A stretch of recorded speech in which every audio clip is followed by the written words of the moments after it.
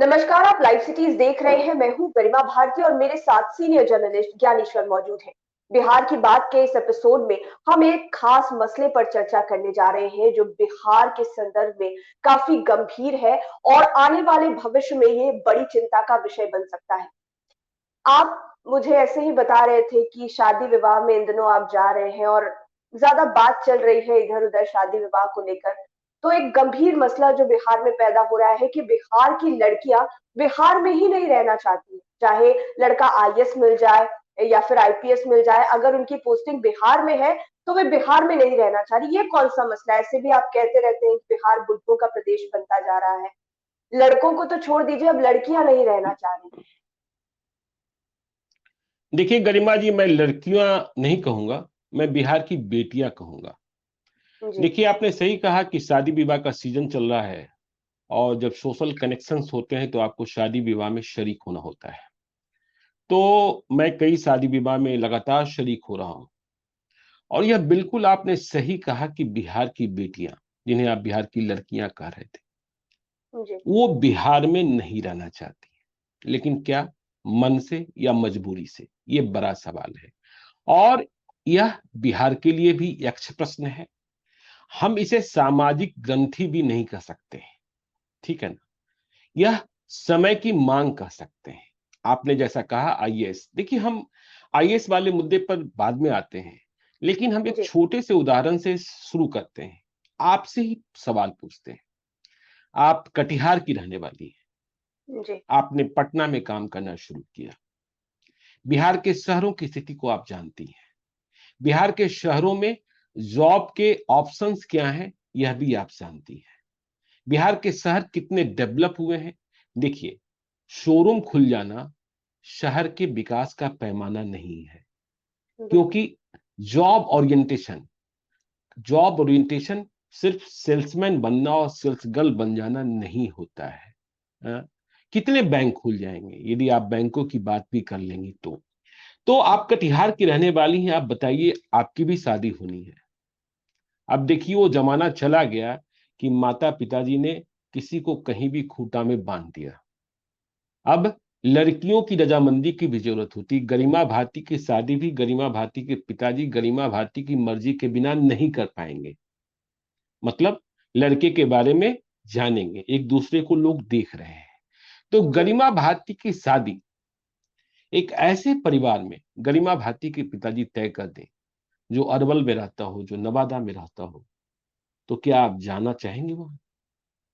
नहीं जानना चाहेंगे। आप नहीं जाएंगे वहां। इसलिए नहीं कि आप वहां नहीं जा रही हैं क्योंकि वो परिवार खराब है, वो परिवार अच्छा है। परिवार में भी कोई बुराई नहीं है। लेकिन आपको इसलिए वहां नहीं जाना है क्योंकि आपने जो अपने कैरियर के बारे में सोचा है, आपने जो पढ़ाई लिखाई की है, आपने जो ऊंची उड़ान सोची है, अपने बूते खड़े होने का फैसला किया है, तो आपको वो ऑप्शन वहां नहीं मिलेगा।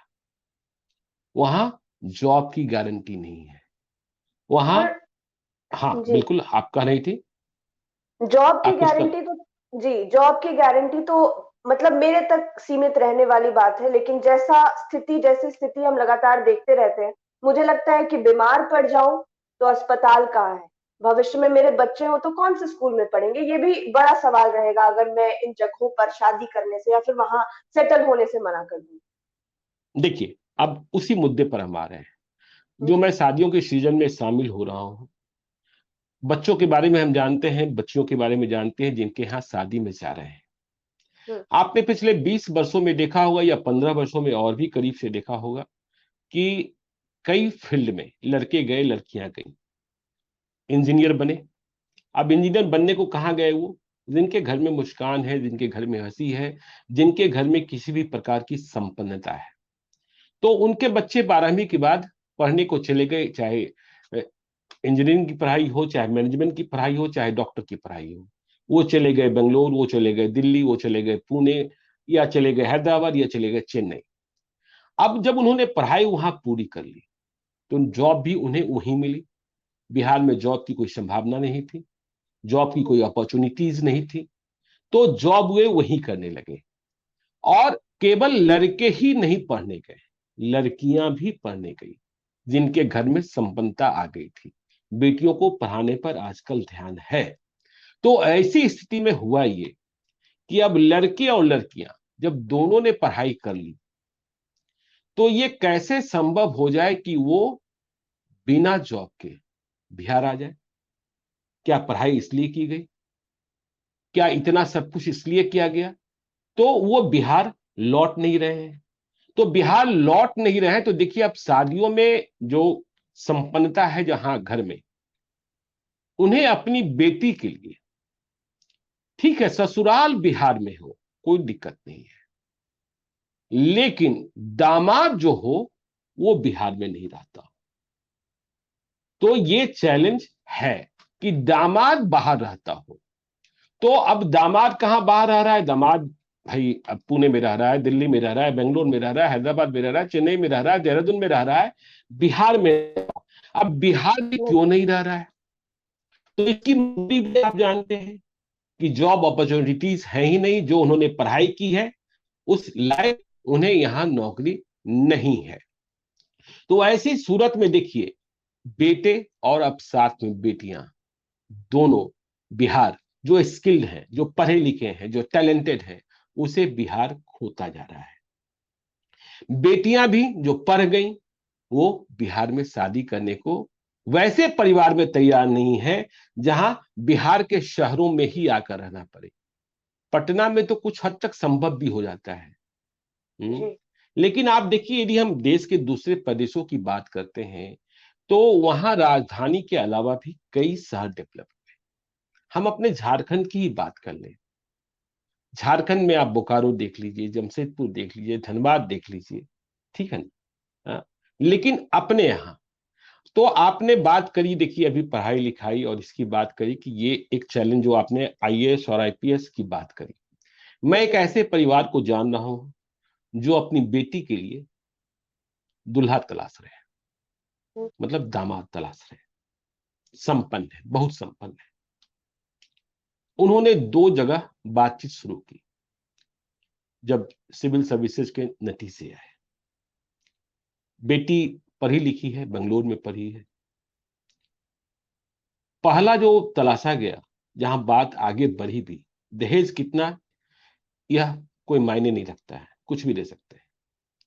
तो पहला आईएएस है और दूसरा आईआरएस है। तो देखिए, जो माता पिता हैं जो दहेज भी देने को तैयार हैं, उन्हें तो आईएएस ही पसंद है। और बिटिया जो है वो मैनेजमेंट की है बेंगलोर से, और बेंगलोर में ही काम कर रही है। तो पहले तो वो जॉब छोड़ने को तैयार नहीं हो रही थी, लेकिन माता पिता चाहते हैं कि सिविल सर्विसेज वाले से ही शादी हो। तो बेटी ने यह शर्त रख दी कि यदि लड़के को आईएएस बिहार कैडर मिलेगा तो वो शादी नहीं करेगी। अब देखिए, आईएएस में भी बिहार कैडर मिलेगा, तो जो जॉब ओरिएंटेड लड़कियां हैं और जो बड़े शहरों में रह गई, वो आईएएस से शादी करने को तैयार नहीं हो रही है बिहार कैडर वाले से, माता पिता की इच्छा के बाद भी। क्यों भाई? तो जैसा आपने कहा कि नवादा, अरवल, जो हमने उदाहरण दिया, सुपौल, यदि हमारी शादी करा दी जाए तो वहां रहेंगे कैसे, हमारे बच्चे पढ़ेंगे कैसे? तो जो लड़कियां बेंगलोर, हैदराबाद, चेन्नई, पुणे, दिल्ली जैसे शहरों में रह गई, उनके समक्ष भी यही संकट है कि आईएएस से शादी हो जाएगी, दूल्हा खरीदा जाएगा, मेरे बाप के पास पैसा है, लेकिन उसकी तैनाती कहां होगी? तैनाती, शुरुआती तैनाती कैमूर में भी हो सकती है एसडीएम के रूप में, बगहा में भी हो सकती है, डेहरी में भी हो सकती है, जिला में जाएंगी तो अरवल में भी हो सकता है, सुपौल में भी हो सकता है। तो सवाल वही है कि अब उनके लिए वहां लाइफ क्या बचेगा? एक बंगले के भीतर बंद। मैंने कभी वर्तमान की बात नहीं कर रहा हूं, बहुत साल पहले की बात कर रहा हूं।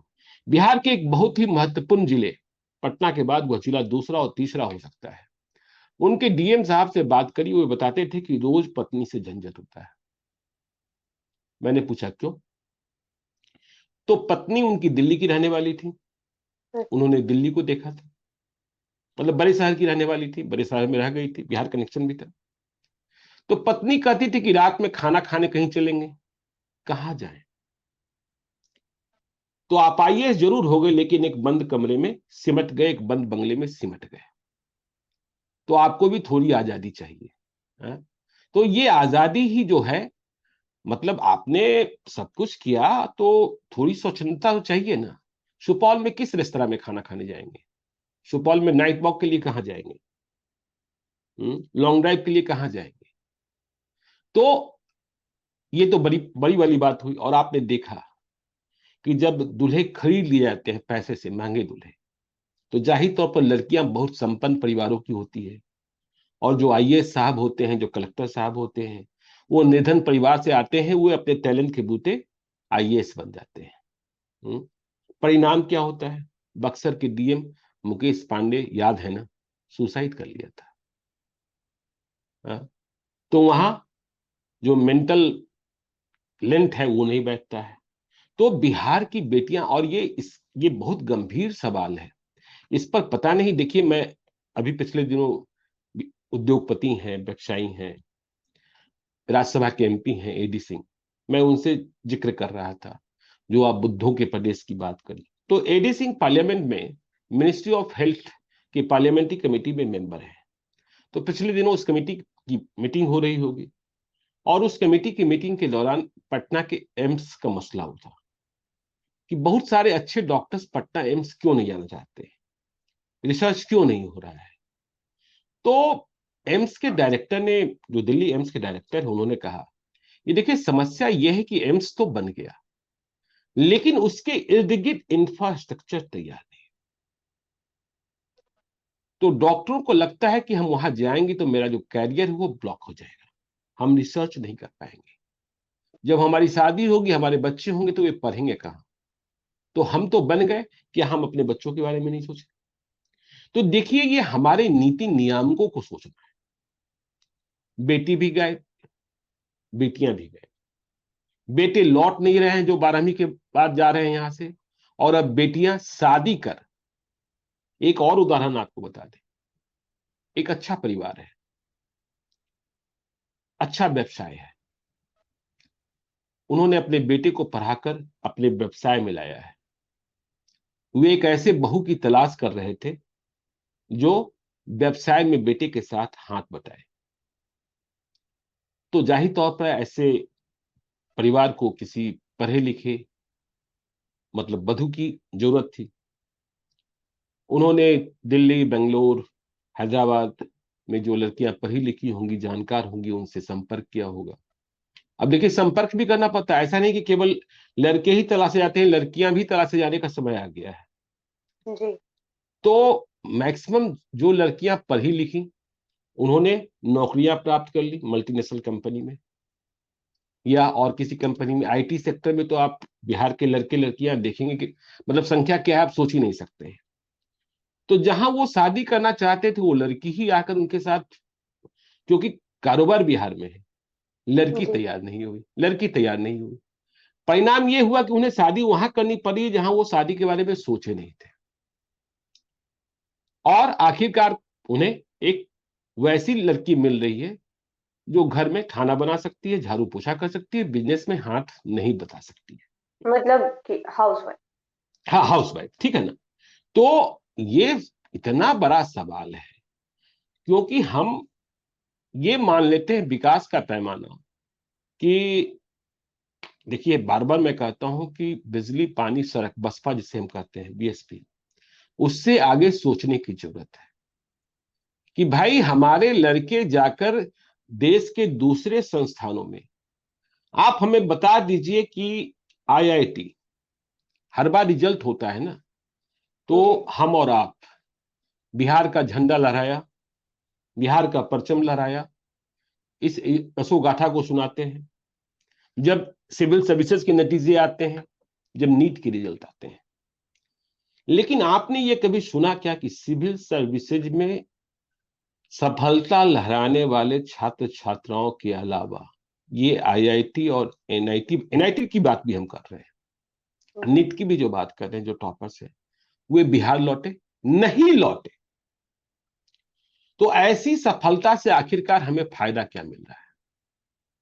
कोई फायदा नहीं। कोई फायदा नहीं मिल रहा। हाँ? कोई फायदा नहीं मिल रहा। तो बेटा भी बाहर, बहू भी बाहर। बेटी की शादी भी हमें, देखिए फिर हम स्पष्ट कर रहे हैं कि अब लोग बेटी की शादी के लिए बिहार के छोटे शहरों में जा तो जरूर रहे हैं, लेकिन वे इस बात की तलाश करते हैं कि जो हमारे दामाद हैं, होने वाले हैं, जिन्हें वो बनाना चाहते हैं, उनके माता पिता भले ही बिहार में रह रहे हैं, उनकी खेती बाड़ी भले ही बिहार में हो, अब खेती बाड़ी के बारे में कोई पूछता भी नहीं है, तो उनकी खेती बाड़ी भले ही हो, लेकिन जो होने वाला दामाद है वह बिहार में नहीं रहता, क्योंकि बिहार में रहेगा तो डेवलपमेंट, ग्रोथ, वो रुक जाएगा। तो ये गंभीर सवाल है, और जो हम बार बार कहते हैं कि बिहार में दो ही नौकरी बची, मास्टर साहब की नौकरी या सिपाही की नौकरी। हाँ? और यदि आप ये मान लेती हैं कि भाई शोरूम्स खुल गए, तो शोरूम्स, जो जिन लड़कियों ने एमबीए किया, जिन लड़कों ने एमबीए किया, जिन लड़कों ने और भी तकनीक हासिल की, वे सेल्स गर्ल और सेल्स बॉयज बनने के लिए तो नहीं ना। मैंने आपके ही उदाहरण से शुरुआत की जी। है? मैं जानता हूं इस बात को कि जिस दिन आपके पिताजी पटना से नीचे गए, उस दिन आप मना कर देंगे। दिल्ली वाले पर आप राजी हो सकती हैं, क्योंकि आप जिस क्षेत्र में गई हैं, उस क्षेत्र में जो काम करने के अवसर हैं वहां तक पहुंचे नहीं है। हाँ, ठीक है, आपका क्षेत्र तो थोड़ा लिमिटेड क्षेत्र है, लेकिन भाई आईटी सेक्टर में बिहार के ही लड़के लड़कियों का डंका पूरे देश में बजता है। लेकिन बिहार में आईटी सेक्टर की कितनी कंपनियां आई? नील बटा सन्नाटा। हम्म। और हम शहरों का विकास नहीं जानते। जब हमें मौका मिलता है तो बिहार म्यूजियम 20 शहर में बना देते हैं, जब हमें मौका मिलता है तो बुद्धा स्मृति पार्क 20 शहर में बना देते हैं। मधेपुरा रेल कारखाना बना, लेकिन शहर डेवलप नहीं हुआ। दरियापुर छपरा में रेल कारखाना बना, लेकिन शहर डेवलप नहीं हुआ। हरनौत में रेल कारखाना बना, लेकिन शहर डेवलप नहीं हुआ। भाई आप, एक उदाहरण है कि ब्रिटेनिया को जमीन दी गई बिहटा में। आप किसी फैक्ट्री वाले को तो पहले जमीन देते नहीं है, फिर आप जमीन अलॉट कर दिए, वहां बाकी इंफ्रास्ट्रक्चर का क्या होगा? तो वहां मालूम होता है कि गुंडा मवाली खड़े हो जाते हैं। तो न जाने की सड़क है, न बिजली पहुंचने का रास्ता है। आप यदि दूसरे प्रदेशों को देखें जहां तेजी से डेवलपमेंट होता है या तेजी से इंडस्ट्रियल ग्रोथ होता है, वहां उस इलाके को पहले मार्क करने के बाद वहां सबसे पहले तमाम इंफ्रास्ट्रक्चर पहुंचाए जाते हैं। हम्म। बेटा, आपको बढ़ता हुआ शहर दिखता होगा, दिखता भी है भी, लेकिन जी। कितना बेतरतीब। कोई, मतलब कोई टाउन प्लान तैयार ही नहीं होता है। जहां मर्जी जमीन खरीद लीजिए, जहां मर्जी जिस किस्म की जमीन खरीद लीजिए, जहां मर्जी जो बना दीजिए। हम्म। तो अभी हम और आप इस मुद्दे पर डिस्कस कर रहे हैं, लेकिन आगे आने वाले दिनों में जो हालात बन रहे हैं, जो नया जनरेशन है जिसके पास टैलेंट है, वो बिहार में नहीं होगा, तो इन मुद्दों पर चिंता भी कौन करेगा? इस बात की भी चिंता कीजिए। अभी तो बिल्कुल। हम और आप चिंतन कर ले रहे हैं, लेकिन आगे जब बेटे नहीं ब्याहे जाएंगी, बेटियां नहीं ब्याही जाएंगी, आगे भी अभी घूमती हैं, बता दीजिएगा कि ऐसी कितनी बेटियां आपको बिहार में ब्याही गई, बिहार में ही सदैव स्थायी रूप से रहने को, जिन्होंने बेंगलोर में पढ़ाई की, जिन्होंने चेन्नई में पढ़ाई की, जिन्होंने हैदराबाद में पढ़ाई की, जिन्होंने दिल्ली में पढ़ाई की। हम्म। तो बहुत ही गंभीर समस्याओं से हम और आप गुजर रहे हैं। बिहार गुजर रहा है। इस मुद्दे पर नहीं सोचा जाएगा तो बिहार की बेटियां बिहार में ही नहीं दिखेगी। बिल्कुल। हम्म।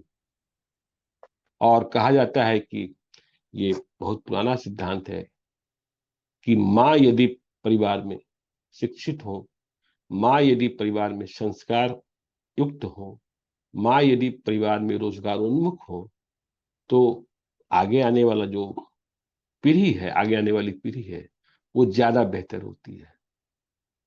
तो जब बेटियां ही नहीं होंगी तो फिर वैसी माँ कहां से मिलेंगी? इस बात को समझिए और इस बात पर चिंता करते रहिए, लोगों को जगाते रहिए।